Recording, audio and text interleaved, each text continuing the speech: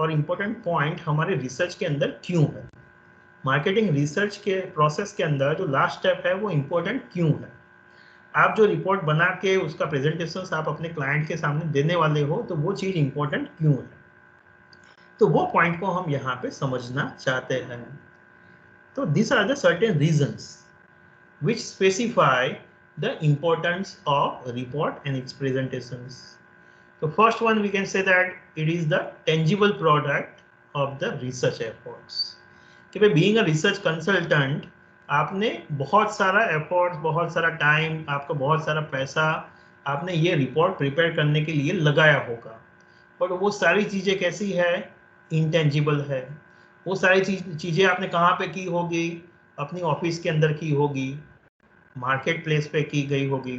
And because of that आपका जो customers है, कंपनी है कि जिसके लिए आपने ये पूरा रिपोर्ट बनाया है, प्रिपेयर किया है, तो आपके क्लाइंट को, आपकी कंसर्न जो कंपनी है, उनको तो पता नहीं होगा कि भाई आपने क्या किया, कैसे किया, कितनी एफर्ट्स आपने लगाई है। तो उनको कैसे पता चलेगा? With the help of this particular report. तो ये जो रिपोर्ट है वो आपका एक एविडेंस है कि जो आप अपने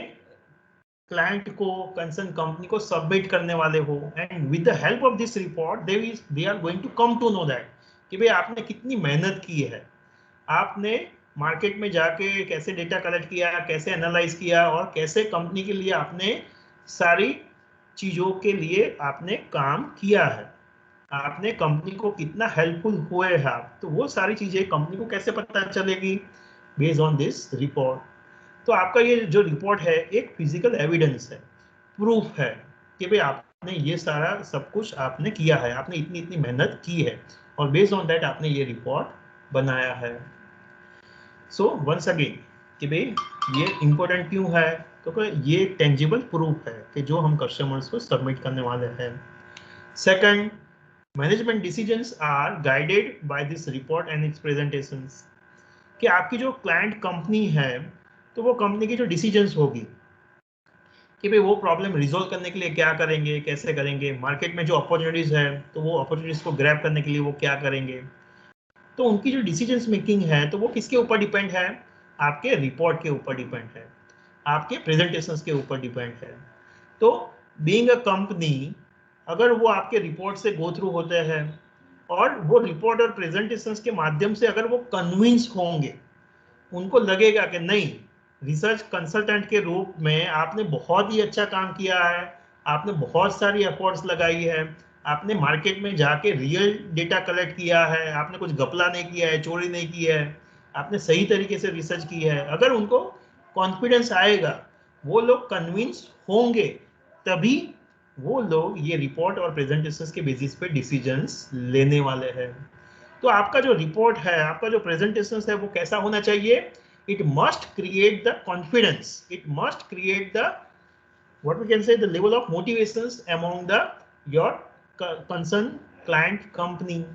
कि भाई कंपनी की जो टॉप मैनेजमेंट है उनको लगना चाहिए कि नहीं, आपने सही एफर्ट्स लगाया है, उनको वो कन्विंस होने चाहिए कि नहीं, आपने सही तरीके से, अच्छी तरीके से ये रिपोर्ट बनाया है, और आपका जो रिपोर्ट का कंक्लूजन है, रिकमेंडेशंस है, वो सही ही है, और उसके बेसिस पे हम आगे बढ़ सकते हैं, हम ये डिसीजंस ले सकते हैं। तो वो एक कॉन्फिडेंस क्रिएट करने वाला आपका रिपोर्ट होना चाहिए, प्रेजेंटेशंस होना चाहिए, वो लोग कन्विंस हो जाए, मोटिवेट हो जाए, ऐसा आपका रिपोर्ट और इसका प्रेजेंटेशन होना चाहिए। बिकॉज कि जो कंपनी है उसकी डिसीजंस आपके ऊपर, आपके रिपोर्ट के ऊपर, आपके रिपोर्ट के प्रेजेंटेशंस के ऊपर डिपेंड है। There are the involvement of so many marketing managers in the project, and it is limited to the written report and the oral presentations. कि भाई आप जो कंपनी के लिए ये प्रोजेक्ट बना रहे हो, तो वो कंपनी की बहुत सारी ब्रांचेस होगी, बहुत सारी सब्सिडियरी कंपनीज होगी, एंड उसके अंदर बहुत सारे मैनेजर्स होंगे डिफरेंट डिफरेंट एरियाज के। तो वो सभी मैनेजर्स के साथ आप इंटरेक्ट तो नहीं करोगे, आपका जो रिपोर्ट है वो इंटरेक्ट उनके साथ करने वाला है। अगर आपको प्रेजेंटेशंस देने का मौका मिला, तो वो सारे मैनेजर्स के सामने आप प्रेजेंटेशंस देने वाले हो। सो आपका जो रिपोर्ट है, आपका जो प्रेजेंटेशंस है, एक अपॉर्चुनिटीज है कि जिसके माध्यम से आप जो सारे मैनेजर्स है उसके साथ इंटरेक्ट कर पाओ, उनको आपकी जो प्रोसेस आपने जो की है उसके साथ उनको इन्वॉल्व कर पाओ, उनको कन्विंस कर पाओ, उनके जो इश्यूज है, प्रॉब्लम्स है, उसको रिजॉल्व कर पाओ और उनको समझा पाओ, उनको एक्सप्लेन कर पाओ कि यस आपने ये जो पूरा प्रोजेक्ट बनाया है वो कैसे बनाया है, और आप जो डिसीजंस पे पहुंचे हो वो आप कैसे पहुंचे हो। तो ये आपका जो रिपोर्ट एंड प्रेजेंटेशंस है तो वो एक जरिया है कि जिसके जरिए आप कंपनी के जो टॉप एग्जीक्यूटिव्स है, मैनेजर्स है, सारे मैनेजर्स के साथ आप इंटरेक्ट करने वाले हो, कम्युनिकेट करने वाले हो। तो आपका रिपोर्ट एंड प्रेजेंटेशंस जरिया है कि जिसके जरिए आप कंपनी के अंदर के जो बड़े जो लोग होंगे, इंपॉर्टेंट लोग जो होंगे, तो उनको आप कन्विंस कर पाओगे। The management decisions to undertake the research in the future or to use the particular research suppliers again is influenced by the perceived usefulness of this report and its presentations. कि जो company है तो वो company report से go through होगी और based on that presentations के basis पे, रिपोर्ट के बेसिस पे उनके माइंड में एक इमेज बिल्डअप होने वाली है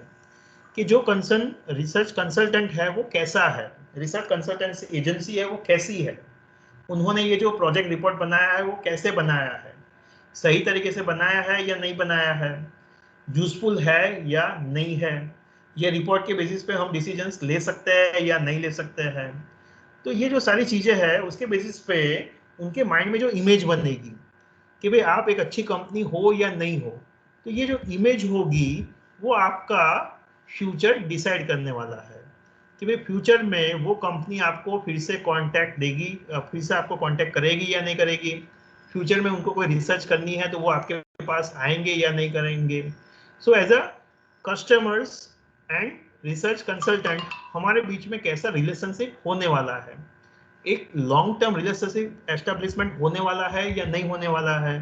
ये किसके ऊपर डिपेंड है, हमारे रिसर्च रिपोर्ट के ऊपर डिपेंड है,